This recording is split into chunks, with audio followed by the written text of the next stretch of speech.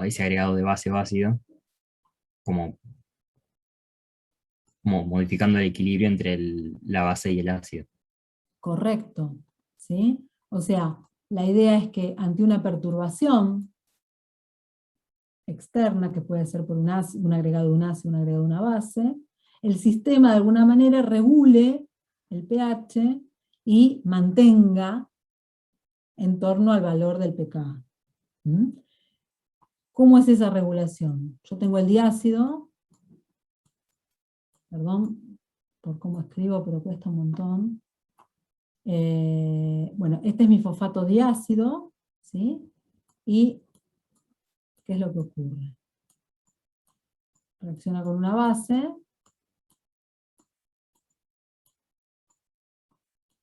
y tengo el monoácido.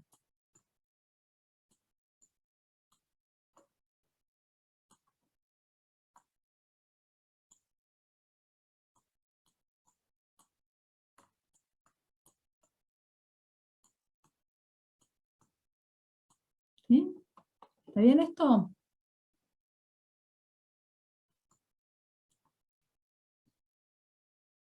Y acá voy a tener un equilibrio. Entonces tengo el diácido y el monoácido en concentraciones iguales, relativamente altas, ¿sí? ¿Y qué va a pasar? Si yo agrego, por ejemplo, una base, ¿sí? Una gotita de hidróxido de sodio, ¿qué es lo que va a ocurrir? Si yo tuviera agua pura y agregase una gotita de hidróxido de sodio, el pH se me dispara. Y se me va a 12, no sé, a 11 y pico.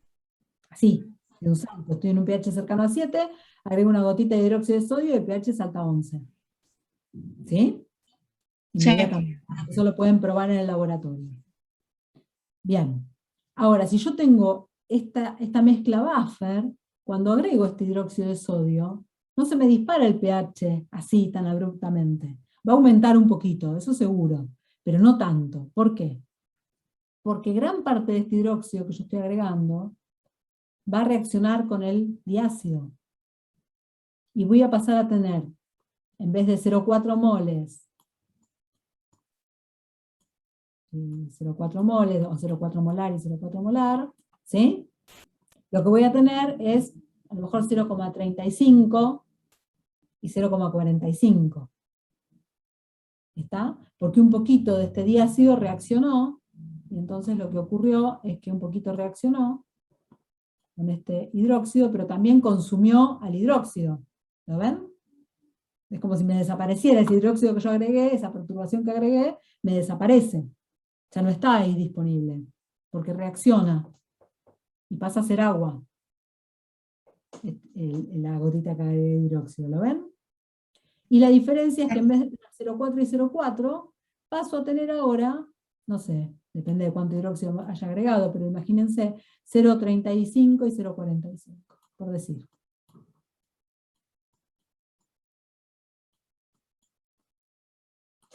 ¿Sí? ¿Y cómo me afecta eso al pH ahora? ¿Cambian algo el pH?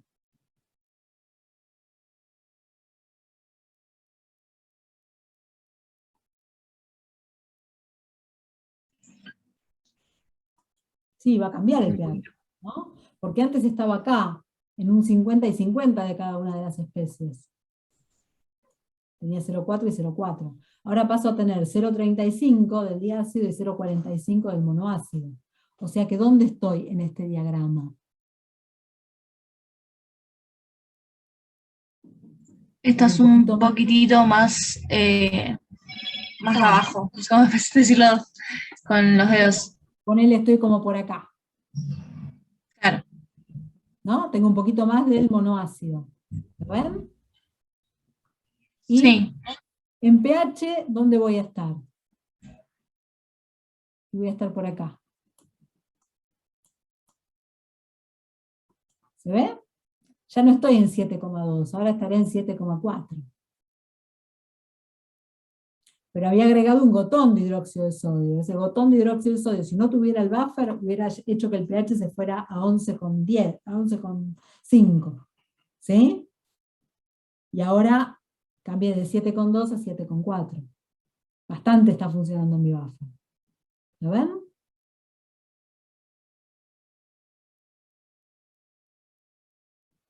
Sí, sí. Bien. Ahora, ¿qué es lo que ocurre? Para que funcione el buffer, yo necesito 2 o 3 cuestiones. Primero, que el buffer sea una mezcla de ácido y base conjugada, ¿no? Eso lo tengo.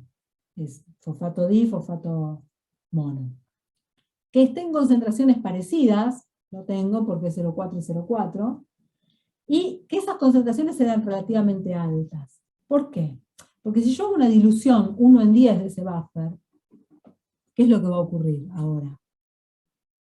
Ya no tengo 0,4 y 0,4.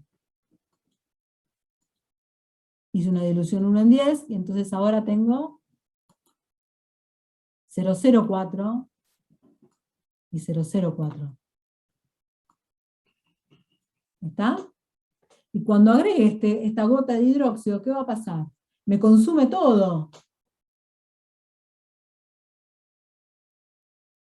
el diácido.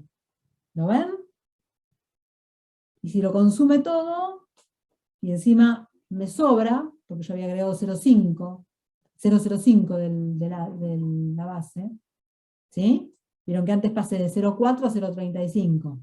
O sea que lo que estaba agregando de esta base era 0,05.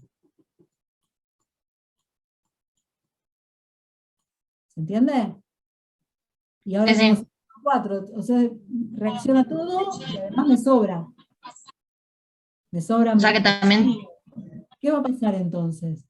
Reacciona todo, llego hasta acá, tengo, ¿no? Como reacciona todo, pero además me sobran oxidrilos, o sea que encima se me dispara el pH con esos oxidrilos que me sobran. O sea que el pH me puede ir tranquilamente a 10.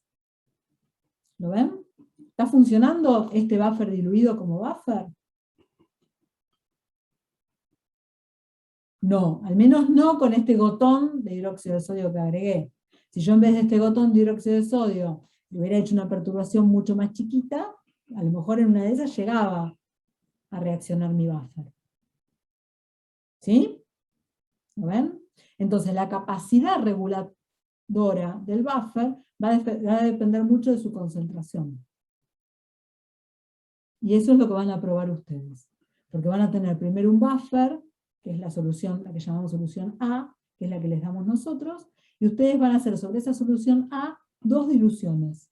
Una dilución que es 5 en 50, o sea, 1 en 10, ¿sí? Lo van a diluir 10 veces, y después una dilución que es 1 en 100 veces.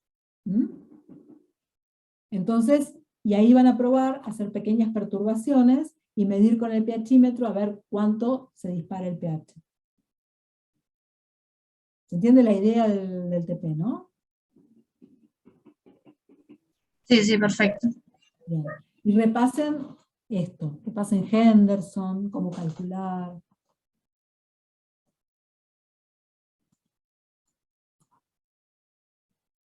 ¿Alguna duda general? Sí. Agitador para la primera parte vamos a usar. No me acuerdo si vamos a tener agitador o a lo mejor lo agitan manualmente. En general, siempre suele haber agitadores y siempre suele haber bucitos. Y a mí me gusta que aprendan a agitar manualmente. Porque te puede pasar que no tengas disponible. Muchas veces pasa, en el laboratorio, por ejemplo, yo tengo 4, tenía, ahora ya no porque una se doctoró a principio de año, pero había 4 tesistas trabajando.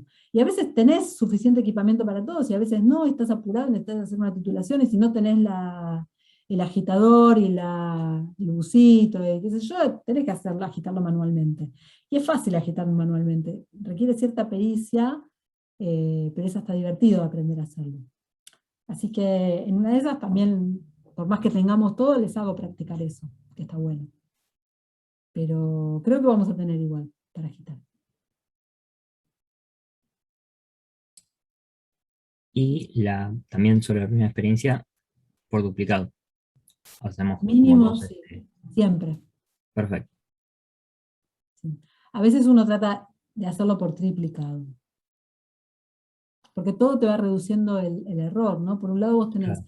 el error que es aleatorio, y cuantas más réplicas hagas, eso se va disminuyendo ese error aleatorio. Por otro lado tenés un error que es sistemático, y si vos no medís bien, o hay algo en el equipo, o la pipeta está midiendo mal, vas a medir siempre, ese error lo vas a tener siempre, y no lo disminuís por hacer muchas réplicas, ¿no?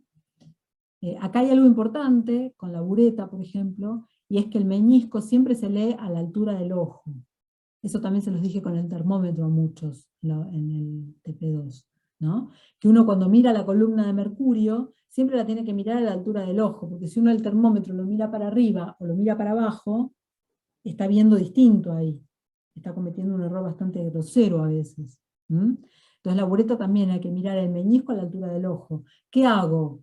Porque lo más probable es que si tengo la bureta colocada con un pie universal y todo instalado, no va a quedar justo a la altura de mi ojo. Me agacho o me subo un banquito, ¿sí? Para mirarlo. Pero eso es muy importante. ¿Qué más? ¿Alguna otra pregunta? Sí, yo tengo una pregunta que siempre me costó, o sea, se me mezclan las cosas y cuando estaba cursando obviamente se me solucionó la confusión, pero cuando después de tiempo sin verlo me volvió. Eh, con el tema del punto de equivalencia y el punto final, la diferencia entre ambas, Sí. siempre me marea. Mira, es fácil.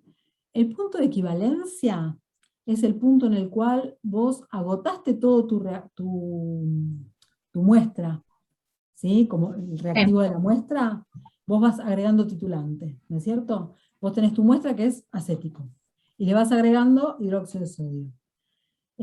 Cada gotita que vas agregando, acá vas agregando tu titulante, y en toda esta zona, hasta acá, justo hasta el punto de equivalencia, en toda esta zona para allá, ¿qué tenés?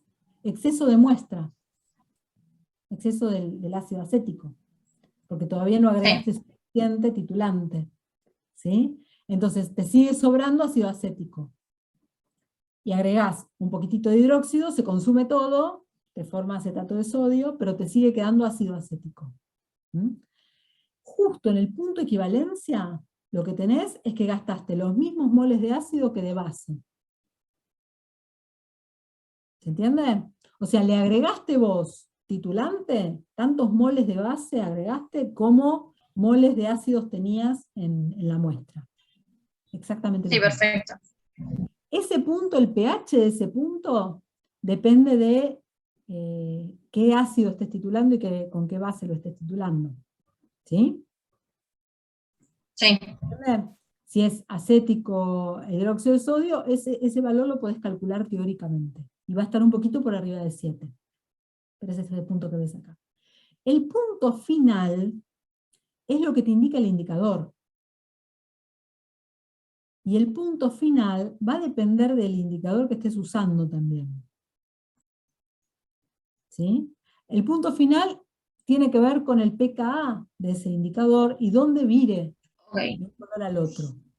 Vos lo que tenés que bien. buscar es un indicador que tenga un pKa que esté muy cerquita de ese pH del punto de equivalencia. Entonces, vos tenés que calcular cuál es el pH del punto de equivalencia. ¿Sí? Decís, este es mi pH de punto de equivalencia. Bueno, me busco algún indicador que vire en torno más o menos a este valor. Y lo que necesitas es que tu indicador vire por ahí, no hace falta que sea el pKa del indicador exactamente ese valor de pH, pero sí que esté el rango de tu indicador esté contenido en este salto. ¿Por qué? Por ejemplo, si agarrás esta fenolftaleína, bueno, buenísimo, la fenolftaleína, ¿dónde gira? ¿Dónde vira? Entre este valor y este otro, más o menos. ¿Y por qué marco este rango de viraje de la fenolftaleína? Porque por acá tiene su pKa, ¿sí? Y en este lugar, donde veo un color rosa muy pálido, acá en este lugar, ¿dónde estoy? En el punto en el que tengo mitad y mitad, a lo mejor. Mitad protonada y mitad deprotonada de la fenolftaleína. Por eso tengo un color intermedio entre el incoloro y el fucsia. Tengo un rosadito. ¿Sí? Ok, ok. Sí, sí. Ese punto intermedio también, si yo te hago el diagrama de especiación de la fenolftaleína, acá tengo la fenolftaleína protonada, y acá tengo la fenolftaleína desprotonada. ¿Se ve? Y por acá tengo mitad y mitad. Sí, sí, perfecto. Genial. ¿No? Este punto sería por acá. ¿Mm? Ahora, yo necesito que eso suceda acá en este salto de mi curva de titulación. Si yo tomo otro indicador, por ejemplo, imagínense,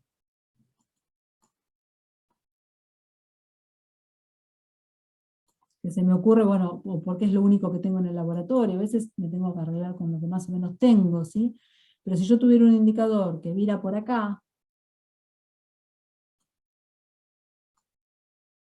vamos a hacerlo un poco exagerado, ¿no? Pero tengo un indicador que vira en este rango de pH. ¿Lo ven? Y pasa de verde a azul, no importa. Entonces pasa de verde a azul, ¿qué es lo que va a pasar? Yo lo veo color verde en toda esta zona de acá.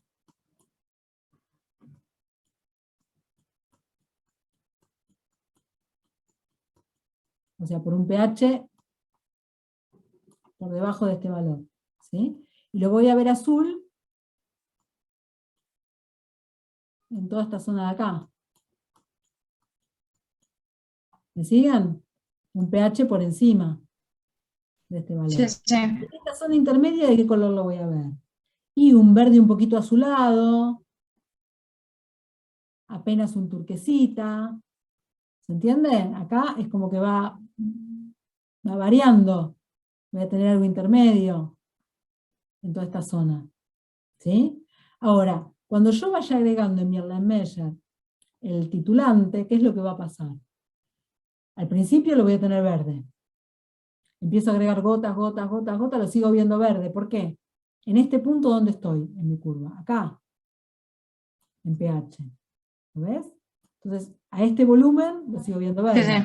sí. Sigo agregando gotas, gotas, gotas, gotas, y en este punto, por acá, en los 7 mililitros, veo que cuando cae la gotita se pone apenas celestito, como un poquito más turquesita. Sigo agitando y lo veo verde, y lo sigo viendo verde, pero un poquito más azulado, ¿sí? Y sigo agregando gotitas, gotitas, y cada vez lo veo apenitas, casi imperceptiblemente más azul. ¿Sí? Que digo, ¿dónde paro? No entiendo dónde tengo que frenar. Y en algún momento, como por acá a lo mejor, ya digo, bueno, ahí ya lo veo azul. Ya dejo de verlo verde, para mí ya ahí es azul. Bueno, freno. ¿Sí? Ahora,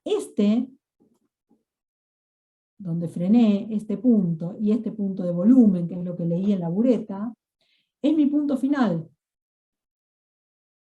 Yo ahí dije, cambió de verde a azul. Listo, freno. Estoy segura. Claro, ok, perfecto. Ahora, este punto final no coincide con el punto de equivalencia. Y acá voy a tener un error en volumen, ¿sí? En el titulante, en ese volumen de titulante que yo determino y anoto en mi cuaderno y todo, tengo un error por defecto, se llama, por debajo. ¿Sí?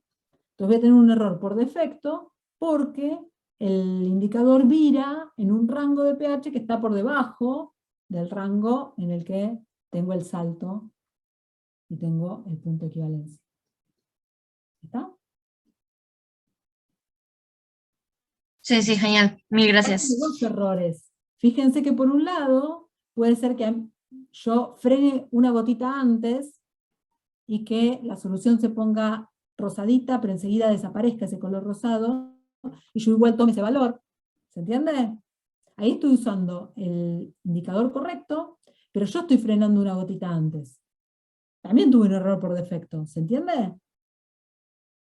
Pero ahí es un error aleatorio mío, porque frené un poquitito antes. También me puede pasar que a lo mejor se vea rosadito, y qué sé yo, y se me caiga otra gotita más, y se ve un fucsia un poquito más fuerte, y freno ahí, y anoto ese valor, y bueno, ahí me estoy pasando también de volumen, y estoy anotando una gotita después. Entonces, esos errores son errores aleatorios, porque bueno, a veces uno no puede evitarlos. Frenás media gotita antes, media gotita después, te pasaste un chiquitito, frenaste un poquito, bueno, listo. Claro. Pequeños saltos, errores por defecto y por exceso que son aleatorios. Por otro lado, si elegís mal el indicador, esto de elegir mal el indicador es un error sistemático. ¿Ves la diferencia? Siempre, por más que vos titules bien hasta el punto final, detectes bien ese punto final, vas a tener un error sistemático. Siempre por defecto. Porque estuvo mal elegido el indicador. Siempre vas a medir de menos. ¿Está? ¿Quedó bien clara para todos la diferencia entre el punto equivalente y el punto final? Sí, sí, en mi caso sí. Bien. Una cosa más les voy a decir. Cuando uno pone a punto un protocolo, es muy importante la concentración de muestra con la que voy a trabajar, por ejemplo. ¿Por qué? Y en relación también con el indicador que se esté usando y con estos rangos.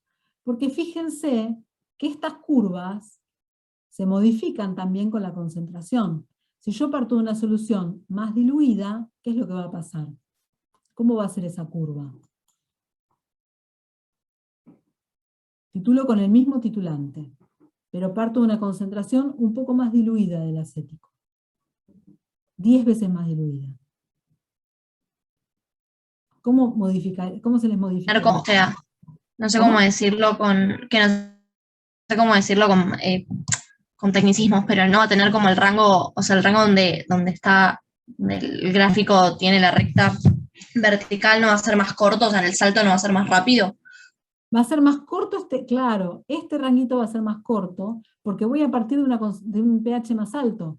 Si yo tengo ese ácido débil más diluido, el pH va a ser más básico. O sea que voy a partir de como por acá arriba, ¿lo ven? Voy a tener una curva que va a ser algo así. Y después sí sigue por el mismo lado. ¿Se entiende esto? ¿Que estoy corriendo la curva para arriba? ¿Porque va a estar más diluido? Entonces, si yo ya estaba jugada, por ejemplo, con el rango del indicador que estaba eligiendo, y la muestra es más diluida, soné.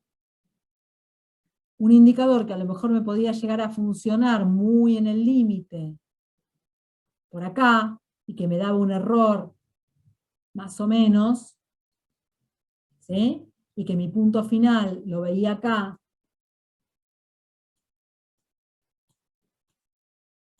y el error que estoy cometiendo, bueno, es grosero, pero no es tan terrible, ¿sí? ¿Qué es lo que va a ocurrir cuando tengo una muestra más diluida? El punto final lo voy a ver por acá. ¿Se dan cuenta? Acá lo hice muy exagerado. Sí, sí. ¿Sí? Pero hay veces en las que si trabajo con una muestra relativamente concentrada, ese indicador funciona, y si la muestra está 10 veces más diluida, 100 veces más diluida, ese indicador ya no va, de ninguna manera. Y es la misma muestra y el mismo indicador. Ustedes van a decir, ¿sirve o no sirve? Y en un caso sirve y en el otro no. ¿Está? O sea, así con este error que estoy mostrando acá tampoco sirve. Pero bueno, se entiende la idea. ¿Sí? Sí, sí, genial. O sea, si en vez de esto yo estuviera trabajando con un indicador, por ejemplo, que mire, no sé, en este rango. Ahora sí se entiende mejor. En este rango, me vira el indicador, fíjense que cuando trabajo con la muestra concentrada, no me afecta para nada, es un indicador que puedo usar perfectamente. Y voy a ver acá mi punto final, y el punto de equivalencia está acá, pero coinciden en el volumen. ¿Mm? Ahora, en el otro caso, el punto que voy a ver va a estar por acá. Y ahí sí estoy cometiendo un error grosero. ¿Sí? Con la muestra diluida. ¿Se ve? Bueno. ¿Alguna duda, alguna pregunta?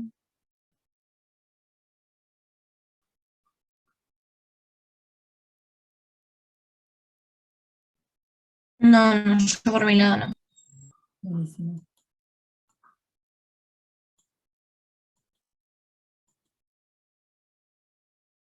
Bueno, chiquis, entonces nos vemos el martes.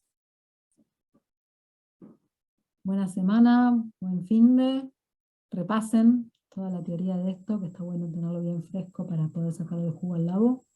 Y nada más. Buenísimo, entonces. Nos vemos el martes y que tengan todo eso. Buen fin de. Buen fin de. Buen fin de semana. Que Chao. estén bien. Nos vemos, gracias.